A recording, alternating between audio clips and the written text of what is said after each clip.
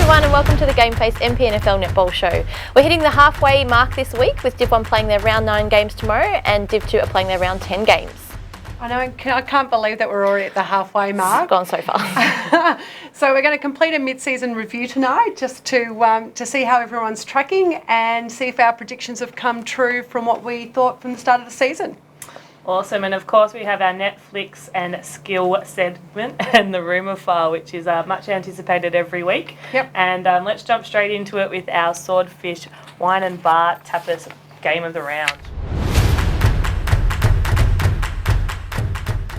Swordfish Wine Bar and Tapas match of the round this week was from Division 1 under-17s. We looked at Sorrento versus Rosebud this week. Lou, what can you tell us from the game? So heading into the round, Sorrento was sitting second and Rosebud on third, so it was a big anticipated game. Both teams are quite evenly matched across the court and sitting at the same standard when it comes to under-17s netball, so it could have been really anyone's for the taking. We were lucky enough to have our scout down there checking out the game, who was very, very complimentary of Rosebud and the things they're doing down at the club to build a base of players so they're strong across the board, not just in senior competition, but starting from the bottom and bringing that up. So a very exciting future ahead for Rosebud in the coming years, so we'll look to see what happens there. And a really strong 17s coming through, so they're definitely a club to watch. Rosebud's Isabel McRae had a really strong game in defence and was able to put a lot of pressure on the Sorrento goalers, but it was our Sorrento's Ava Swift who came across and took out the Swordfish Wine Bar and Tapas Player of the Round this week.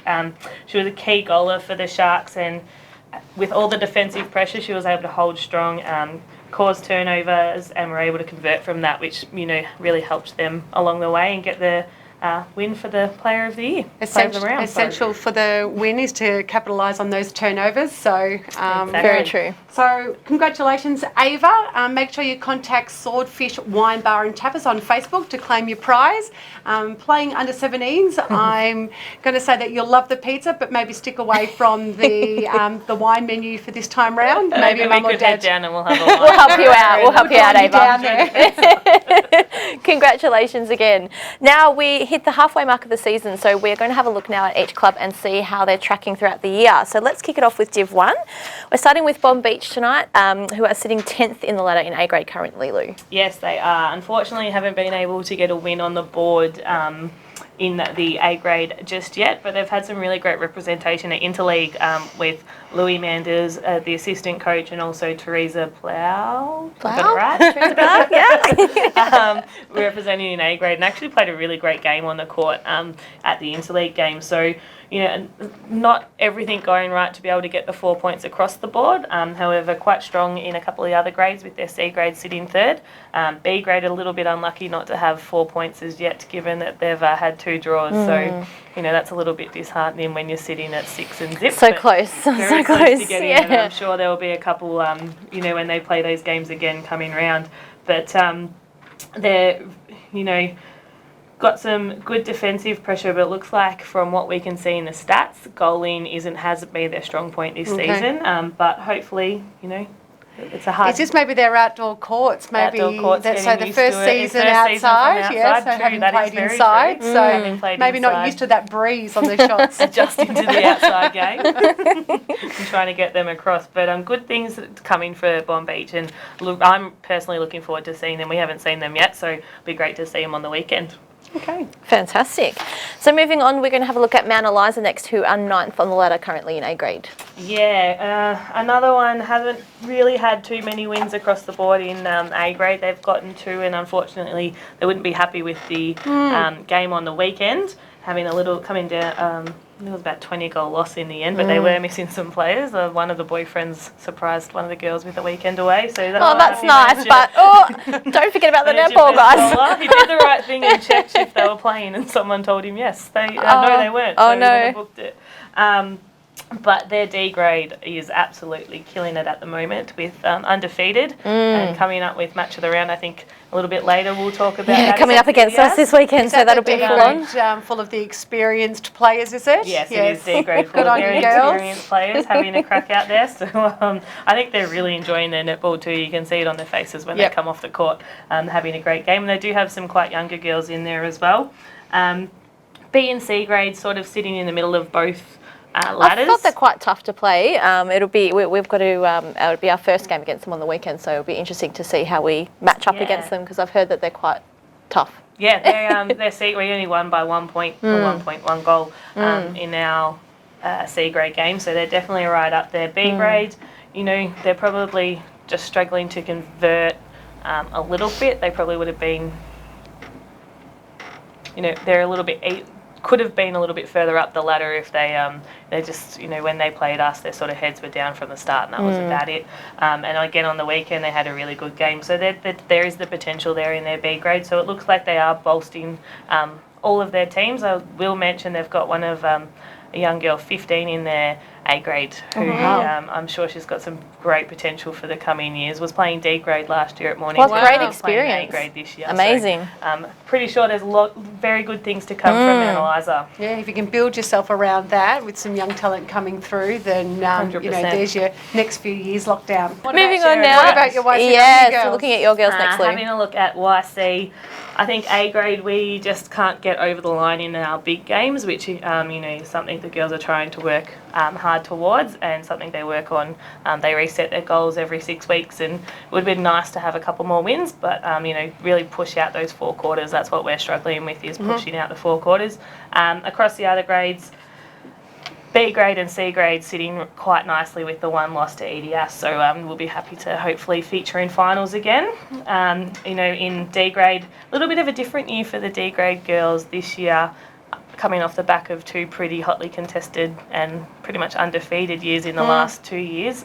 So they've had a few early losses that it's probably good for them. I was going to say, it's sometimes not a bad thing. Early in the season where you can recover, it's not bad at all. It's not bad, and it's a very different team to what it has been in the past. So getting to play with each other again. So still in finals contention at this point in time. So definitely. So there's only 2 points separating 4th and 5th, and then again 6th and 7th. So the D grade contest is going to be a hot one.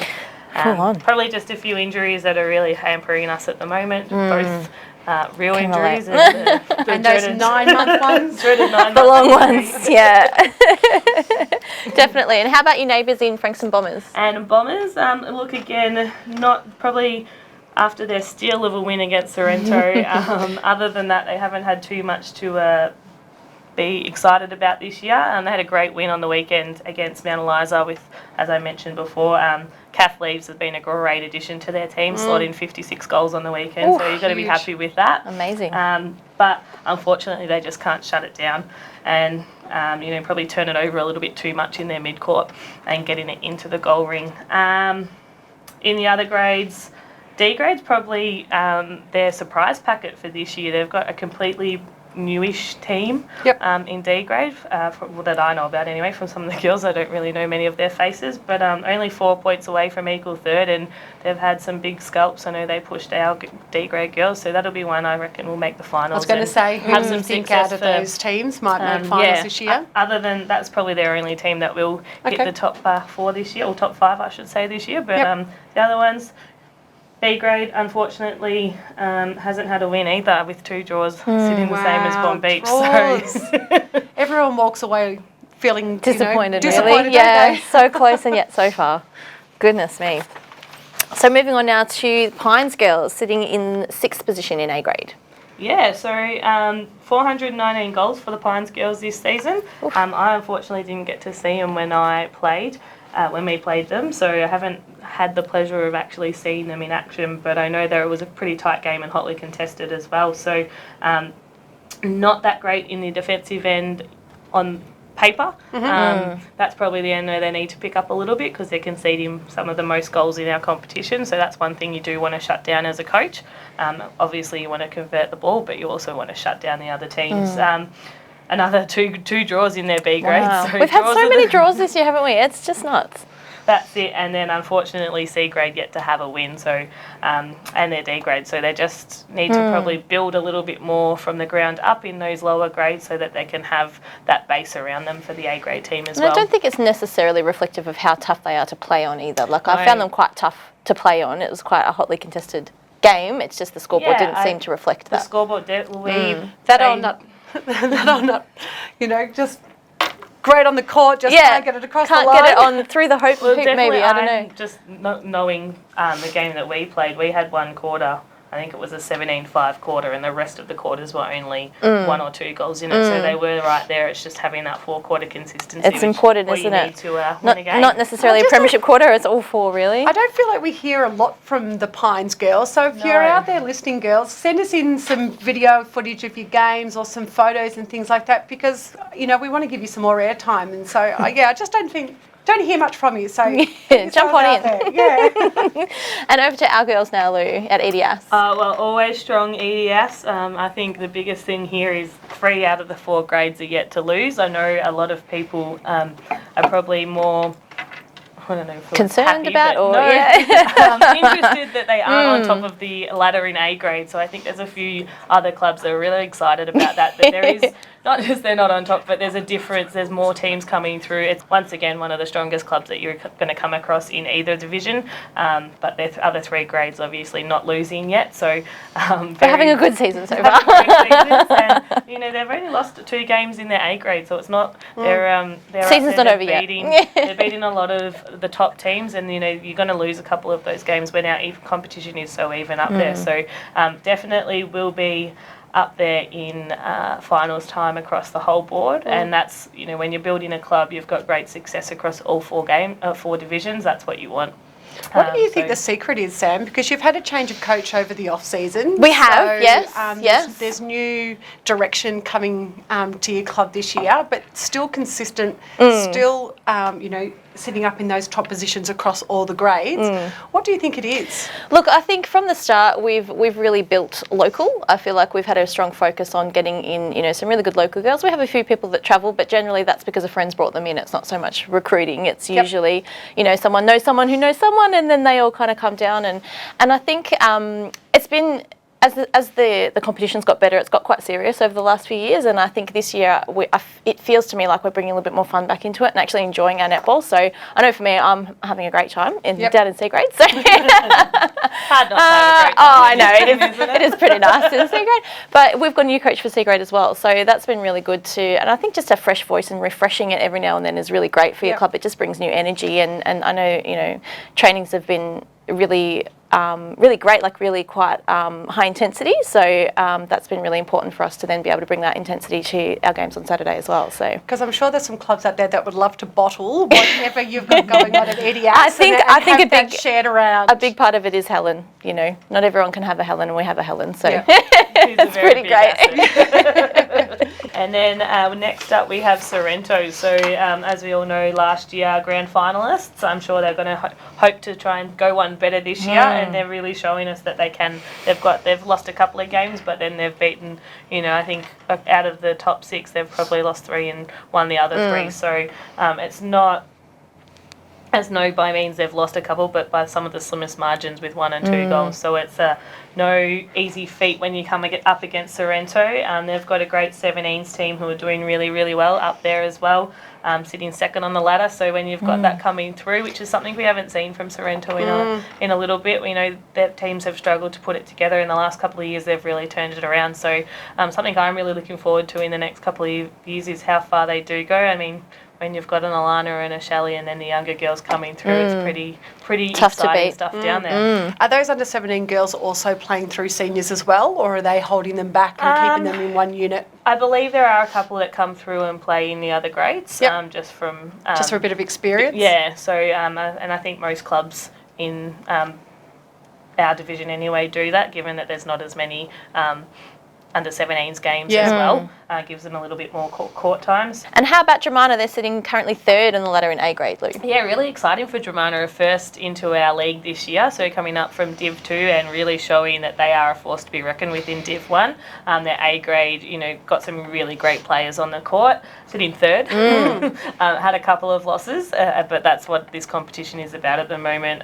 They're going to be up there come finals time, and they've got a really good combination of girls that they can put on the court. So quite a sitting second for the amount of goals that they've got in this season, and they've got some really great players in that attack end. And then across the board, their B grade's only one game out of the top 5. C and D grade is one of the most even competitions you'll see, apart from the top 2 teams that are quite far out in front, leading the chase.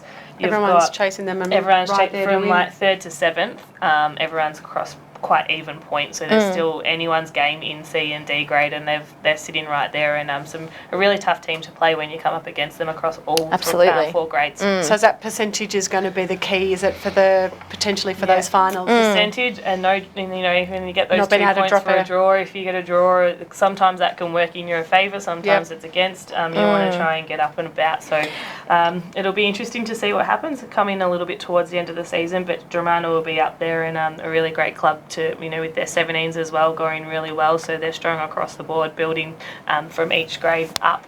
Interesting to note too, Lou, you said they're 2nd in comp for goals for, they're 4th in comp for goals against as well, so that's pretty even for attack and defence. Yeah, it shows a really good balance of their ends of the court, and one end isn't a superstar standout for them. They actually have a good balance across the court with everyone doing their jobs. And moving on to Rosebud, who are currently 2nd in the ladder in A grade. Yeah, 2nd in the ladder, and a really big force in their A grade team. So their B grade really tracking really well, is with only sitting 3rd, I think, on the ladder with only 2 losses. So that really shows that they're they're really up there with and building, as we said earlier in the show, that they're building across from the under 17s up, and they're really focusing on all the 5 grades, aren't they? Exactly, strength across all grades, not going out there and being, we're going to take out one division. No, we're going to set ourselves up for a few years' time, and you can see it working. They've probably had that in place for a little bit in the last couple of years, and it's really coming across now. So their girls last year just missed out on they lost to Seaford in overtime, if my memory serves me correctly, in that first week of finals. So they were up, and then they're going hopefully, get a little bit further in the final series this year for them. But they're one of the my favourite clubs to come and play against. Personally, they're a great bunch of girls too. A great bunch of girls. Just happen to really. Be it's always tough and too. fair, isn't it? Tough but fair. Yeah, really good game. Again, C grade. In their C grade, they're in that 3rd to 7 mark, so anyone's right game, in the mix, right down there, right in the mix. And we talked earlier about Helen being such a cornerstone for your club. I think with Lockie now coming away from the football club and being the main administrator for the netball club down at Rosebud, I think that's probably going to give them the structure. Really strong leadership. Strong leadership to be able to make these next steps, and to hear 100%. That's now going through all the grades is fantastic, and that's only going to get better over time. So EDS, I think. Yeah, watch out. Watch out. The only probably one disappointing factor coming out of Rosebud is their D grade only being able to get 1 win across the board. At the moment, I'm sure they probably would have liked 1 or 2 more. But in saying that, they may have quite a few 17s playing in that D grade team as well, which may be double games. It's hard work. So 4 quarters is hard enough, let alone 8. And last but not least, ladder leaders Mornington. Mornington, I think.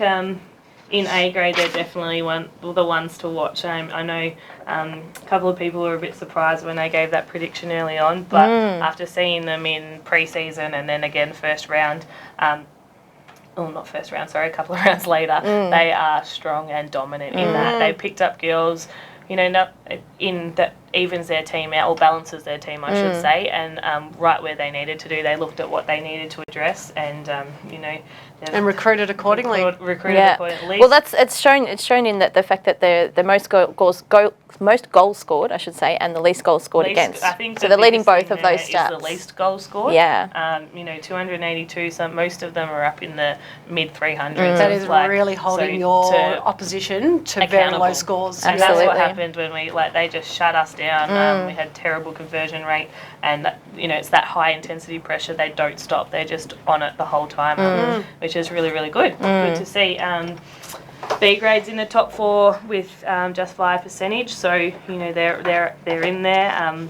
B grade's probably the comp that isn't as close across the board. So it's they're in there, so they've got some work to do in the next few games to stay in there. And then also C grade in that 4th to 7th position, so all very close. And D grade coming across with a few draws and sitting up in 3rd, so you would hope to see them a couple of times in the finals. I think to have all teams sitting in the top 5 is a pretty great achievement too, especially at the moment with the competition the way it is. All 5 teams, pretty amazing. Under 17s. not many other teams that can say that they're doing that. So, you know, it's going to be an interesting second half to the season. They're the team to watch for sure. So that's it for our Div 1 clubs. Interesting to see where everybody's sitting midway through the season, and especially across all of the grades. Have you guys changed your tips for the flag? Any new ideas now that we're seeing a little bit more of the season take shape? I reckon Mornington will be up there. I'd like to see a Mornington Rosebud grand final, just for something different, but I do think Sorrento have the heart in their, or the fire in their belly, I should say, to try and get one up on last year and go for the premiership flag. Nothing like losing one to make you want to win one. Yeah, exactly. And, you know, EDS are going to be up there, but let's give someone else a shot. We'll see. It's a tough year this year. With similar to what happened in Division 2 last year, I think sometimes finish top of the ladder doesn't necessarily give you what you need to get all the way through to finals. There's a different ball game there. I'm still sitting with Sorrento, like you said, Sam. I think that you know, coming away from the loss last year, they are really going to want to come out and take that flag this year. 100%. But Rosebud definitely I've got on my radar as someone who's got the ability to get up there and win it as well. They've been very strong. We'll wait to see for the second half. There's no doubt we're definitely spoiled in Div 1 across the board for such, you know, evenness of our competition and strength and depth across all grades. You see how close the C and D grade ladders are. It's really anyone's game. So it's very exciting. I think we're going to see nearly all clubs feature in the final series. That would amazing. be a great thing to actually see. If we can get every single person in there, like that would be just be awesome. But there's definitely going to be a lot of potential across the for all clubs to feature in our finals. Yeah, it gets serious now, doesn't it? Every game is going to count from now on in. So it is great to see on finals days though the more colours that are down there. I know that in Division 2 there's been finals days where there's only been 2 or 3 clubs that are featured, and it really does make for a great atmosphere if we have more clubs that are involved and having the chance to take away the it's flags. It's going to be an exciting end to the season, and I'm looking forward to seeing who is actually there on that last day. Yeah, can't wait. Saturday in September. Fantastic. Okay. So before we jump into the Division 2 mid-season review, let's have a look at what we've got in store for us this week for Netflix and Skills. And again, thanks to you guys who have sent some stuff through, and don't forget to make sure you inbox the page if you've got some more things to submit. Yeah, absolutely. Let's have a laugh. Let's have a look at the first one that we've got through. So this is a photo that's actually from the Mornington Bombers game. As you can see, maybe not such a graceful landing there for Bombers goalkeeper. Goal shooter's pretty amazed by that fall, I think, just judging by her face. Yeah, I think everybody needs to zoom in onto that goal shooter's reaction. I think that's quite priceless, and not knowing what she should be able to do there. I hope the centre's all right. I think Sarah's done the nice thing of not landing on her head, landing in the middle. I mean, there's a bit of muscle there, yeah. Her hand down. What a great photo. Classic. And I can say that those Mornington girls will probably be pleased that it was Sarah who was landing on top of the player there, because she wouldn't weigh more than a couple of kilos, and so they might not have even realised she was I think there. it would be better than me falling on you for sure. You wouldn't want that. Yeah, you wouldn't want me landing on you like that. Oh dear. All right. Great photo, thank you. Yeah, thank you guys. That's classic. Next entry, we've got a video from your girls, I believe, Christy. So this has been sent in from the girls down at Crib Point. So we love it when the girls throw their captain and their coach and their probably one of their main players down at the club, Adrian Harris, throw her under the bus. And they've dug out some footage of Adrian, who had some difficulties with the medicine ball and not quite realising that it might come up and bounce back at her. So check out this video.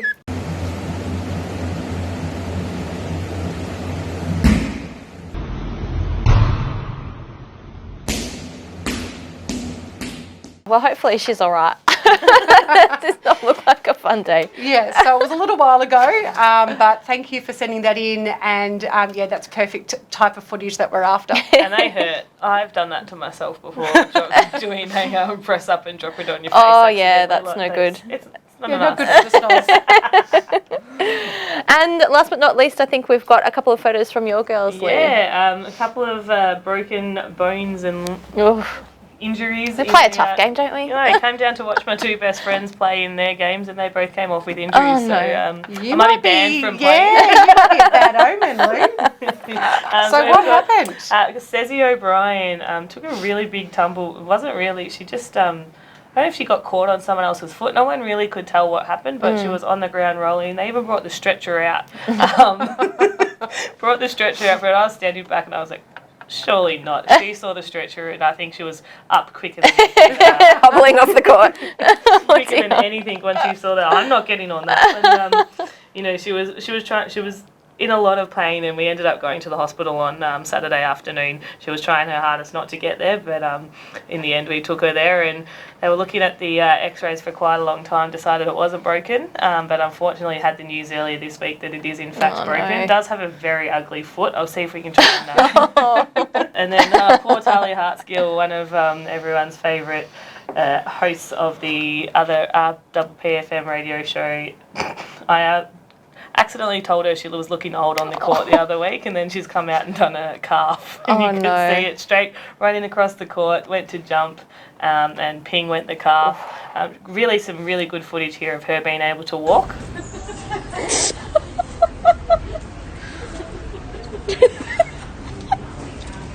So who needs best friends when When you've got Lou on the sideline. Lou Mama? So, you know, calling your friends looking like they're old, giving them a hard time, and then seeing both of them come down with injuries. It was more that she looked very stiff, and I didn't mean to say old, it just came out that Oh, no. But she's done the old man's injury now, so maybe, Oh, maybe I wasn't wrong. Well, I hope both of those girls are, well, the break, how many weeks is a break normally nowadays? 6 to 8 weeks, is it? I'm not sure we'll see Ceci for the rest of the season. She actually goes overseas in 4 weeks, so hopefully she can be walking before then. Yeah. All the best with your recovery, girls. So thanks for sharing, everyone. A reminder just to send through your footage. Make sure you've got your cameras out on game day and send us through anything that you've got to the GameFace page. You can inbox them or you can inbox us on the panel as well. Let's move on and have a look at the Div 2 teams, Christy. All right, so let's start off with Pearcedale. So they're A grade.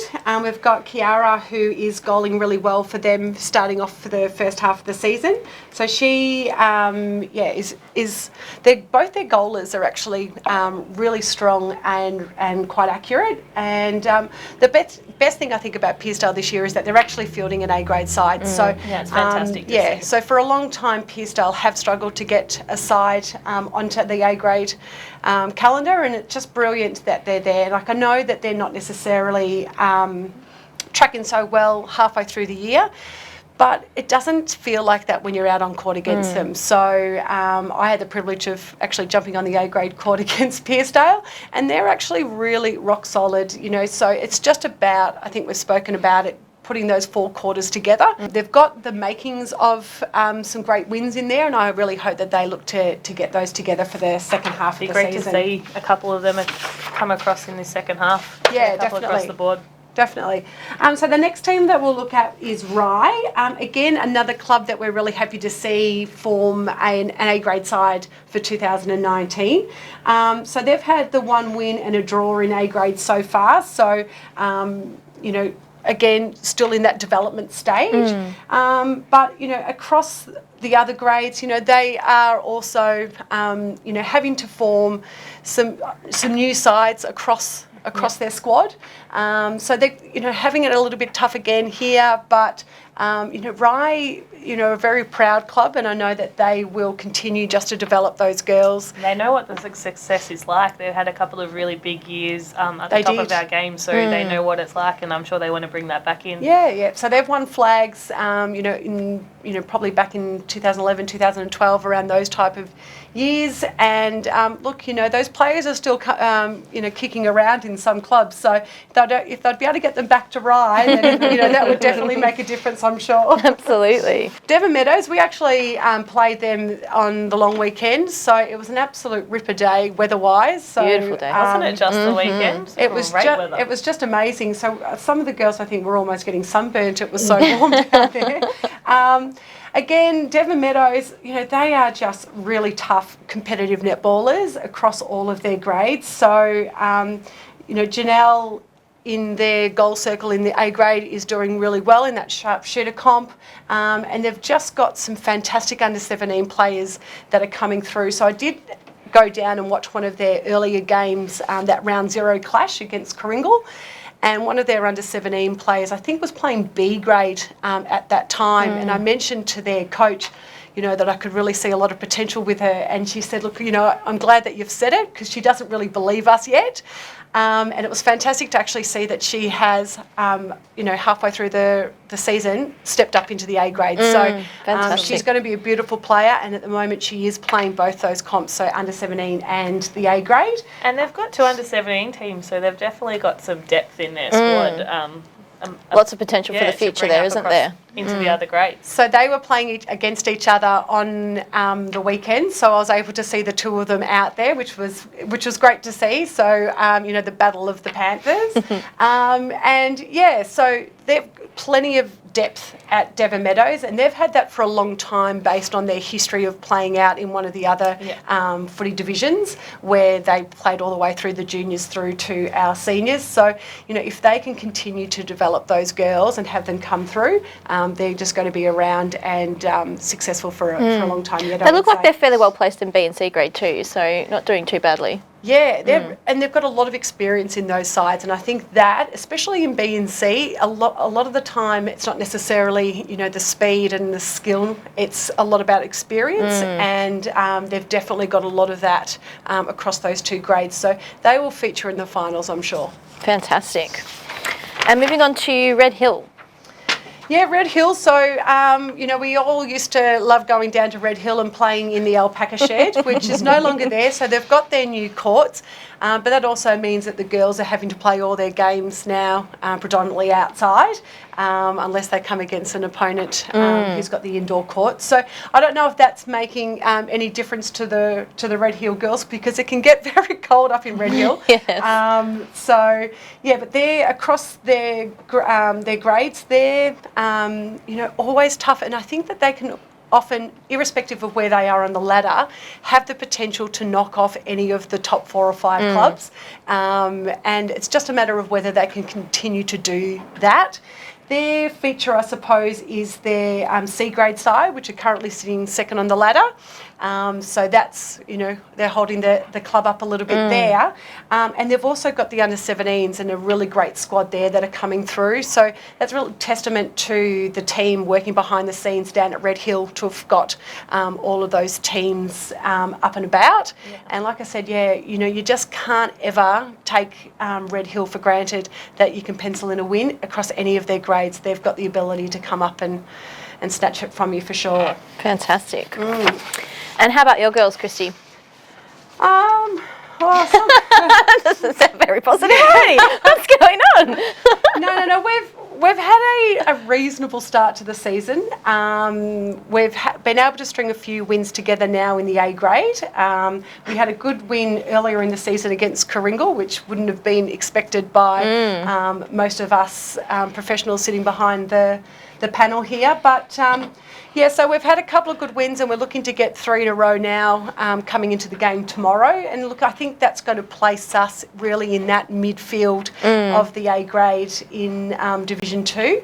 That said, we've had some really great recruits. So Ash, who's joined our team this year, and Bernie, who came across last year and is now a permanent fixture in our A grade side. I think that's really help cement us, and if we can keep that group together, we'll be able to continue to move up those ladder rankings. We've got a few girls that are returning from injury, so it's not a secret over the last few years we've been absolutely hammered with ACL injuries and Achilles tendon tears, and you name it, we've had it. We've also got a few, too many of those 9-month pregnancies down at Somerville. Something in the water down there, baby. There's something in the water down at Somerville. Baby making season. It must be. So we've got a few of the girls who are away from the court with that. So next year we'll look at having Daddy Planner come back, and we've also got Emily Roberts, who has recently announced that she's also pregnant, so we'll be looking forward to having her return. So lots of things happening down at Somerville for there. And just across all of our grades, look, B grades only had the one loss to date. They're looking really strong. Looking strong, but we've still got a lot to work with.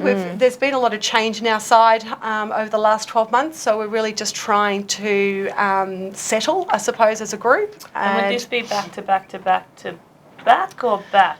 Yeah, it's a little bit like that. So we have won 5 out of the last 6. Wow. So it's a pretty good record, but that also does set up a bit of a target on your back. And, you know, I know that we've had 2 of the girls who left us join Karingal, who are sitting on top of the ladder. Ooh. And would be very happy to take that away from us. So, look, it's tough, and it's hard to keep, and you would know down at EDS and YCW that if you are continually winning a flag, that, you know, to keep that momentum and the drive, the passion going, it's hard work. It's really hard work. So, yeah, let's see what the second half of the season brings for that side. Fantastic. Moving on to Chelsea now, who I believe are a new team to your division, Christy. Yeah, so I haven't taken on, we haven't played Chelsea at Summer yet, so looking forward to doing that. So they've got some really promising young VNL players that have joined the team and are showing great potential. And they've got, you know, the under-17 group as well, so that's going to come through as well. I don't know whether there's due to the VNL girls, whether they're playing all the rounds, but they just seem to be inconsistent across the A grades. Some games that I thought that they would come away with a win, not necessarily doing so. And that just might be around, you know, who they're putting on the field each week. And who's available. Yeah, who's available. But again, I think, like I was saying with Red Hill, any team, irrespective of where they are on the ladder at the moment, can come out and put 4 quarters together and, you know, compete against any of the other clubs. So that might just be what Chelsea's experienced. They might have been on the reciprocal end of having a club just put together great 4 quarters and not, you know, probably being a bit surprised about, well, what just happened there. So, yeah, I wouldn't write Chelsea off. Sitting 7th in the ladder at the moment, so just outside the 5, but some work to do. Yeah, a little bit of work to do, but I think that they could potentially go there come finals, and with that under-17s sitting, you know, quite high up on the ladder. Lost a game, 7 wins and a draw. Having that depth in your side is handy to have. 100%. Yeah. And halfway through their C grade, they're looking really good too. So there's a mixed bag across their club, but again, fielding a team in every one of those divisions, which is great to see. Yeah, they have struggled with in the past, so that is really great news. Yeah, and it is tough, especially when you have got that junior competition at Chelsea and District Netball Association so close by. So for them to have that, they're just going to continue to grow, I think, over the next few years. So awesome news. Langwarrin, wow, have they just not put in a few ripper rounds?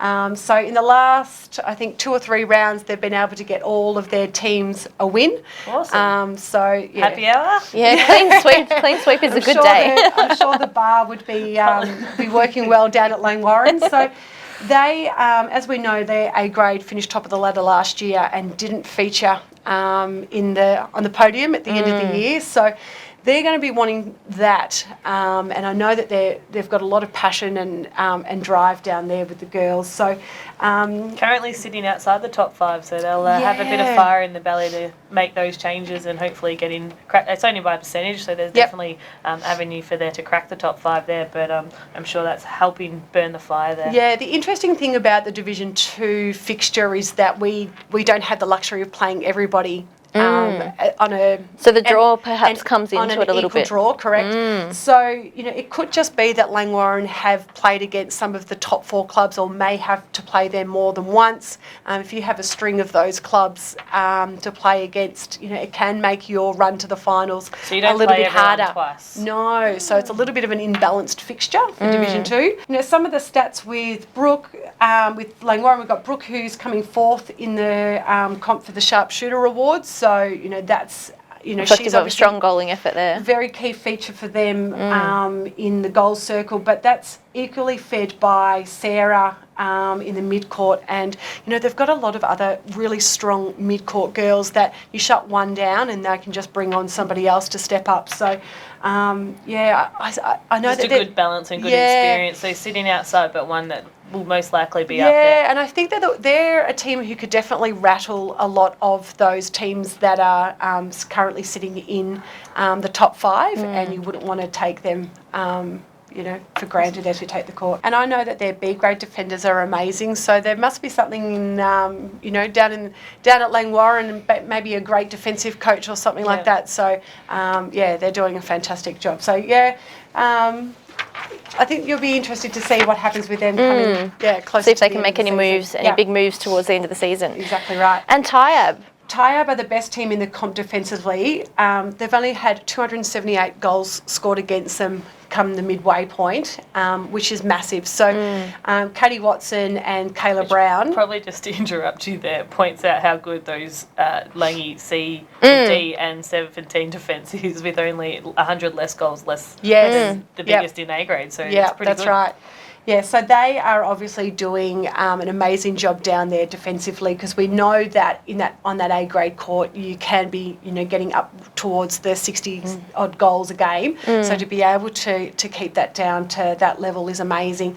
And I know that Kira, with injury returns, is expected to return to the court soon. So down the attack end, that would make a huge difference to their options, I suppose, coming on to their goal circles. So struggling a little bit across the lower grades, which I find a bit surprising for Tyab. They've got a fantastic culture down there. They're a great club who are really Those yabbies. who are a really proud group, and find it tough. They're in the middle of nowhere down there at Tyab, although they're just down the road from us. But having a look there in the swamp, though, the B grade sitting 7th, but they're actually only 4 points away from 3rd. So there really is nothing in it when you look at it that way. So they're still, It's one win out of the finals, really, isn't it? Out of the top 5, and And I know, we spoke about Kira coming back, and she should go back to A grade, but we've got the ability to, have your players come through the lower grades. And I wouldn't be surprised whether Kira maybe features out have there some on practice games in B grade, maybe. Has some, potentially practice games out there on B grade, which will be good for them. It will give them some leadership out on the court. She's a great voice and really dictates the play. So if she was able to do that, then I think that would definitely help that B grade team get up into the finals as well. And moving on to Coringal, who've been a bit of a force this year. Oh, look, my favourite club. They feel like that I ignore them sometimes on the show, so I'll give them a bit of a run tonight. What can we say? I think the netball speaks for itself. It does. 3 teams sitting first. They don't need me to be talking about them, and that's why. I said, they need to send me in some more footage of what's going on, because otherwise their games aren't really that exciting. They're just too good. The score lines are quite boring. So B, C and D all sitting on top of the ladder. Wow. And their A grade sitting in 4th. Again, with their A grade side, they took away the flag last year. They've probably been a little bit inconsistent to what we're used to this year, but I think that's just based a little bit around them finding the right combinations. It takes time. It does take time, and so I'm not looking forward to seeing maybe what happens for the second half of the season now that they're starting to settle and getting that combination and that flow right. So look out for what's going on with them. But look, 3 teams undefeated. B, C and D all play 10 games, won 10 games. It's a massive effort, isn't it? Very good effort. I know most clubs would be, it's like a dream card. It is, it really is. And look, we spoke earlier about having a target on your back. I think Coringal can sometimes feel this throughout the season, and they've been great. Like I think last finals season they came away with 2 or 3 flags. So, they know how to carry that handle the pressure. Carry that throughout the year, but also still step it up in for finals. So, B grade missed out on the flag last year, and it was us that pinched it off them. They've taken 2 of our key players from last year's grand final across to their B grade, and we'll have to wait to see whether that's the difference for them come the end of the season. I think even there, like a couple of things to call out. You've got Leah McCartney knocking on the door of 100 goals, leading the Sharpshooter Award, not just 100 goals, leading it by 100 goals. So very big effort, and I think she can write her name on the trophy. Be there for the She's got the invite already. Send her out her invite now. Sam's got it under control. She'll be there. Amazing. You know, I think they've got a really good run over the next couple of weeks. Their percentage might escalate, and those goals, will be scored, quite nicely by those girls. And moving on now to Hastings. Yeah, these girls are, a fantastic young side and have just got so much potential. So they don't have a team full of superstars. And, I think that their biggest strength at the moment, other than, probably Jess and Sarah, who play through the mid-court, is their two goalers. Their combination is amazing, and they're able to work it around really well. They set up some great plays, and again, if you shut down one of their players through that attack end, then the next one just steps up and relieves the pressure for their side. So, they're doing a you don't fantastic think they're too job. reliant on the Hoskins sisters when? If you take the two of them away, then definitely a different side. But then I could probably say that against most of our A-grade teams, take away two key players. Top players. It does change up the team. And it would be a significant... so I think it's probably unfair that Hastings probably are always just spoken about against Jess and Sarah because, again... They have to have the girls around them to get them the ball, don't they? Yeah, that's right. And I think that would be very similar, across most of the clubs if you were able to take one or two of their key players. We talked about Mornington and whether with Holly leaving, would that be a significant difference? I think, it's on par to what's happening at Hastings. So I think that if they can...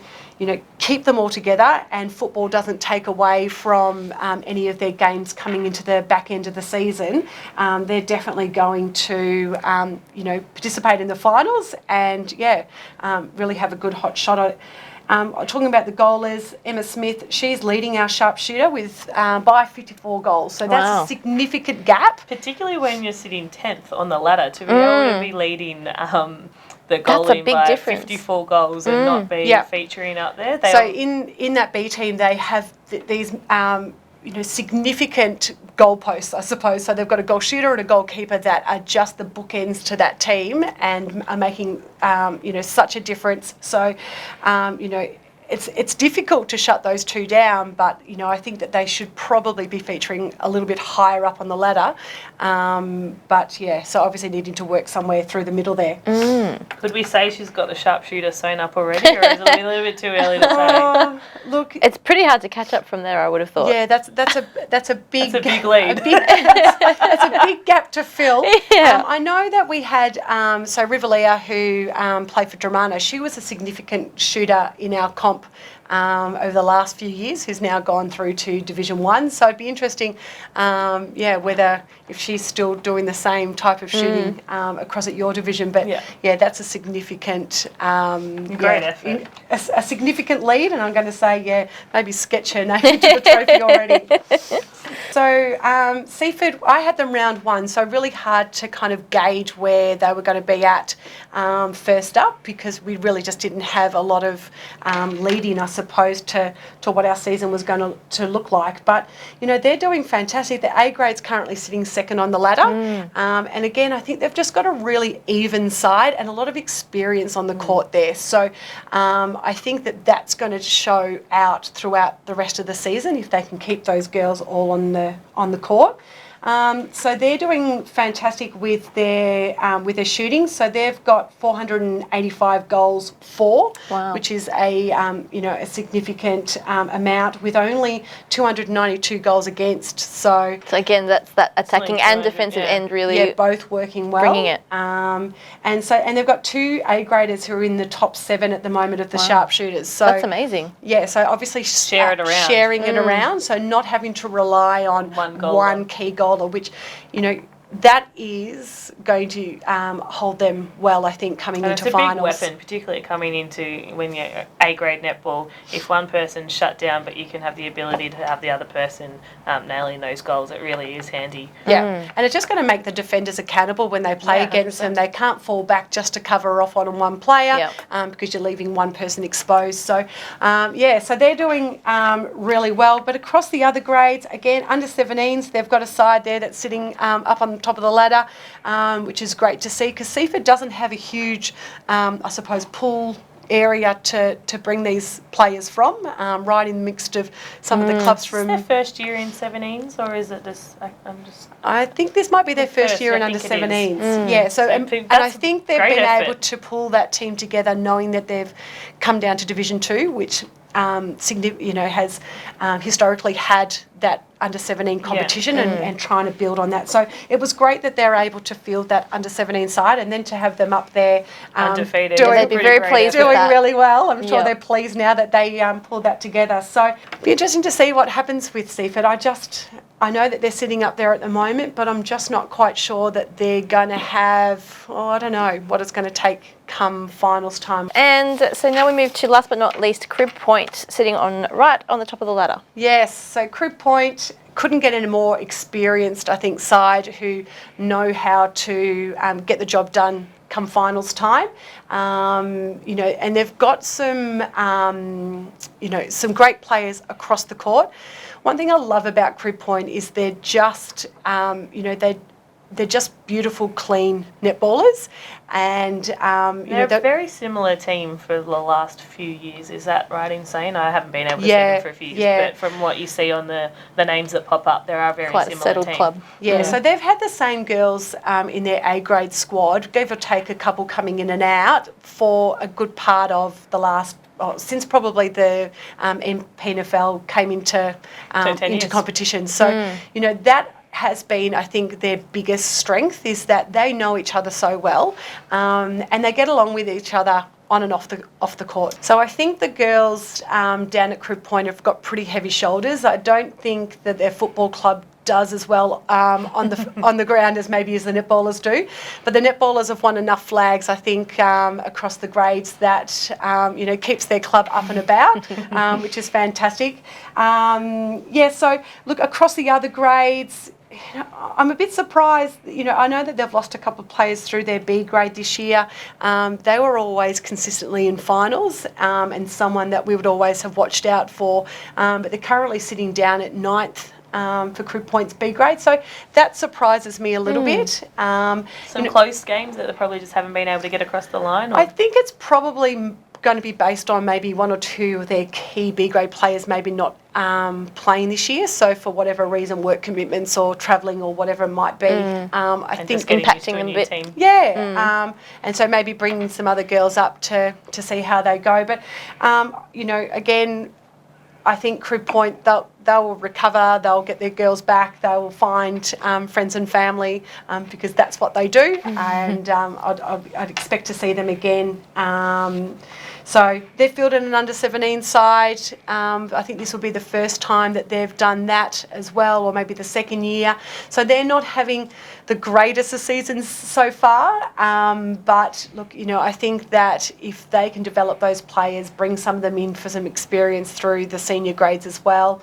They've got some pretty good mentors to look up to. 100%. So some amazing coaches and things like that will be supporting those young players. So, I'm sure they'll stick around just because the culture is so fantastic down there.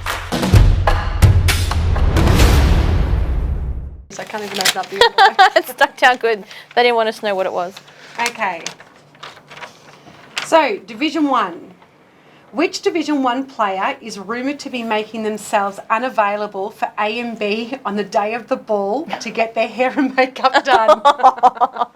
Anyone from your teams, Look, girls? you know what? It could be, Could be anyone many. from our It doesn't So a few. I think if There's as soon a as few. that came out, they would have a hefty fine. So I'm not sure Yeah. it's worth it. I think it would almost be close to a $100 fine if that came out. Is there- There's still some clubs putting out some fines. Oh yeah, Yep. we do fines. Yeah, Okay. massive. That'd be a massive fine. The worse it is, the more expensive Yes. it is. So something like that, I don't think the girls will really come across very well. All right, so if that's you and you're watching the show tonight, Don't do I that. would be trying to come up with a different reason around why you can't play in those Oh, games dear. that weekend. That's hilarious. All right, Division 2. Which Division 2 netballer is having their netball match payments deferred to their football playing boyfriend, so it's not obvious to the rest of the netballers about how much they're paid? Oh, that's a good one. It's kind of a good way to do it. If you want to keep your culture, fair and even, that's a good way to do Or it. is it? Yep. I think I'd be more worried about whether my boyfriend was paid. Giving it to you. was going to give it back to She me. knows exactly what she's meant to be getting. It's not going behind the bar, is it? After the game. So, good on her for getting Trying to keep it getting fair, some extra but, cash. I don't know if I'd be happy about that if that came You just out. wouldn't I'd want to probably find rather out. be honest. Yeah, you would not want to find out. So sorry if we let that slip. Sorry if it's you. But that's, yeah. So now that we've had a look at how all the teams are going, what are we thinking for this weekend, girls? Are there any standout games to have a look at? For us, I think in Division 2, I am looking forward to seeing what the results are of Crib Point versus Tyab. So I think that's going to be See if Tyab can rattle the cage a little bit. Yeah, so I think that's going to be a really great clash. And just down at the Somerville Nest, I think, I spoke about Red Hill earlier. I think across all our grades it's going to be some really tight games, and I'd like to do a shout out. It will be Maddie Roberts' 150th game tomorrow. Congratulations, That's Maddie. On our home amazing. court, so that'll be amazing as well. I'm sure the celebrations will be even bigger than Got the one. banners ready, girls? Banners ready for tomorrow, please. That's it. And I suppose the other game that I'd like to do a shout out for is Hastings versus Pearsdale in the D grade. So two clubs that probably aren't doing the best ladder wise this year, but when you come up against a side that's on a similar level to you in the ladder, It's game on. Yeah, it just means that you've got something different to play for, and it just changes maybe your attitude towards how you take on the game.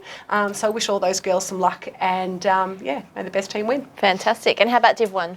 A couple of interesting games this weekend. We've got in the A grade Mornington versus Dramana, so that's set to be, a really great game, and we'll see who comes on top of that. I'm thinking Dramana might come away with the win. Upset. Just, trying to get up there and really show their dominance. Mornington, we know they're the one to beat, so I think that'll have the fire in the belly for Dramana. Fantastic. And then a big game out of D grade is Mount Eliza versus EDS, two undefeated teams. So I'm going to be watching that score very closely, and I think everyone will be. It's going to be a great game. Yep. Some two great teams. It'll really challenge our young girls, those experienced girls down at Mount Eliza. May have a definitely. thing or two to show them, so we'll see how they go, how they match So it's up. just going to be the old girls versus the young girls.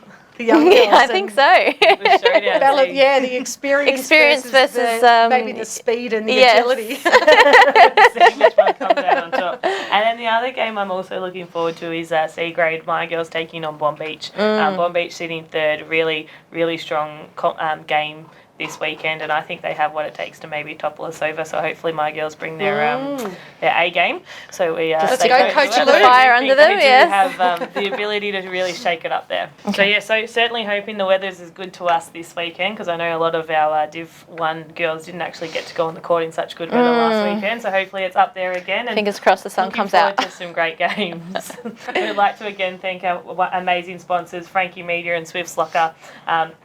As we said and we saw last week, Swiss Locker have you all sorted with your off-the-court merchandise and on-the-court apparel, so make sure you check them out, swisslocker.com.au. And thanks to our friends at Frankie Media. If you need websites or marketing, check out frankiemedia.com.au and they can get you sorted. Thanks, guys, for tuning in this week. We'll see you next week. Good luck tomorrow. Cheers.